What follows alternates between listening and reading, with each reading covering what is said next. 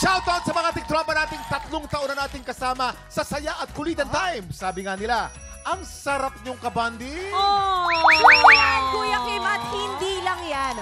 Kayo rin po ang nagdadala ng good vibes sa umaga namin. Kaya maraming salamat, mga tiktropa! Etong bisita natin, bagay na bagay talaga to sa TikTok Lock kasi masarap na siyang kabanding. Nakaka-good vibes pa. Tapos yung ganda niya, as in. Wow! At hindi lang yan. May baon pa siyang special paandar para sa ating mga tiktropa.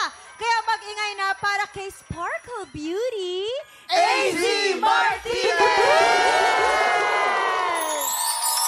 I had a bad habit of missing lovers past. My brother, the sky is open like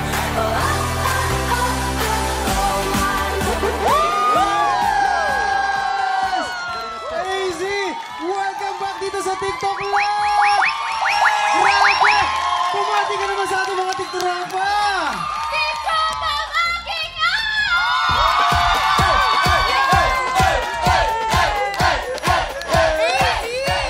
I-shoutout mo na rin yung mga kababayan mo at mga taga Cebu! Hello dira sa Cebu, sa Besaya! Bakit ganon? Hindi po yun, Tiyo. high energy. Ano ba kayo? Iba ang mga Cebuano at Cebuana. Bati mo ni mga taga Cebu. Hello mga Cebu, mga Bisaya, tanan dira, hello! Mayayong buntag mga Cebu. AC, malapit nang magpasko. Kumpleto na ba ang listahan mo ng sino ang mga bibigyan mo ng mga special gift this Christmas? Bukod sa akin. Special gift? Oo, sino ba ang bibigyan mo ng special gift? Alam mo yung the best na tanong dyan, mayroon bang magbibigay sa'yo ng special gift? Oy! Papangalanan mo ba siya? Depende sa kanya kung special.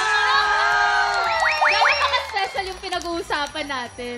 Super duper special. Ay, Sino ba yan? siguro. Kapag kinikilig talaga, no, tumataas yung boses, tapos lumiliit.